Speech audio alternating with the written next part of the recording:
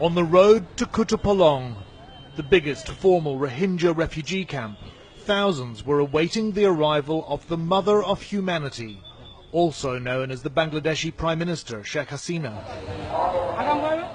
At the camp entrance, the welcome committee lined up 20 deep. Rohingya will be eternally grateful for the sanctuary offered by Buddhist-majority Myanmar's Muslim neighbour. Inside, they'd assembled some of the bereaved, the wounded and maimed, who'd just got here.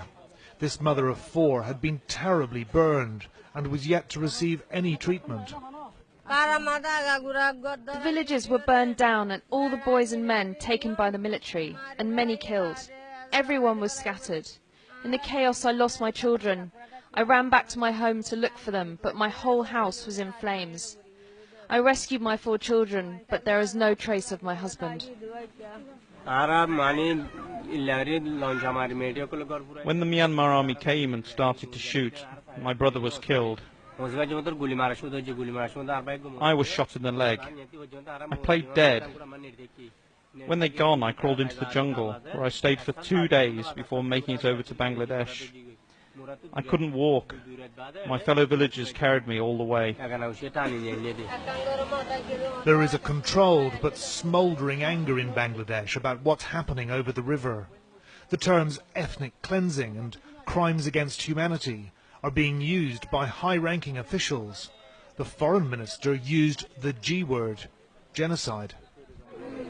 The truth is, Bangladesh is furious with neighbouring Myanmar for effectively dumping 700,000 of its unwanted Rohingya Muslims over here.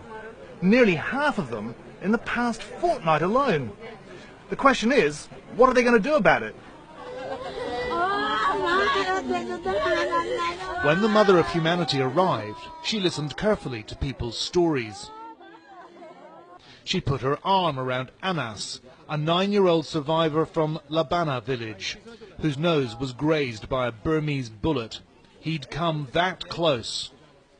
Sheikh Hasina then gave a speech, with the Home Minister and commander of her border guard in attendance. It was mostly addressed to the refugees, but was also aimed at Bangladeshis. We're a poor country, she said, but we will use our limited resources to help these refugees. She presented symbolic aid packages to recent arrivals. In their muddied, bare feet, they talked to the Prime Minister, and again, she listened. I don't want to blame anybody.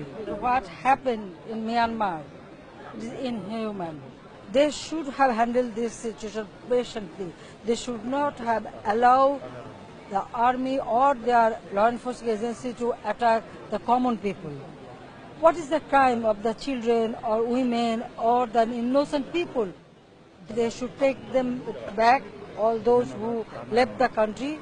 You know, since 1978 it has started. With respect, madam, they won't take them back, will they? But they should, because they are their citizens. They cannot deny that. But the Myanmar government does deny that.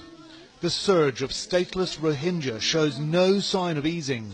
Channel 4 News has obtained these pictures of thousands and thousands of Rohingya still hiding in the forests inside Rakhine State, desperate to cross into Bangladesh. The UN's now upped its estimates of new arrivals. 370,000 in just over 2 weeks, it says, on top of 400,000 already here.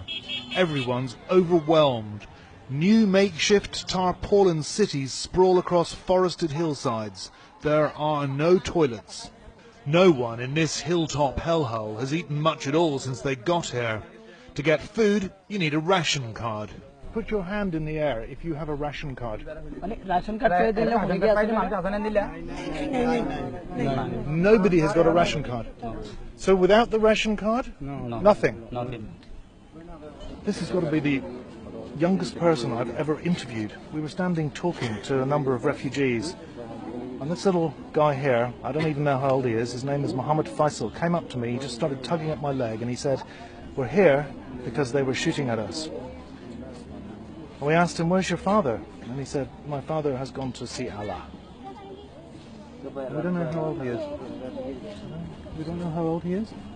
6 out of every 10 refugees is a child. Many, like Mohammed Faisal, will be traumatized. Myanmar's ambassador to the UN today lashed out at those who've imprudently condemned this as ethnic cleansing, without concrete evidence, as he put it. Others might argue the evidence is in your face.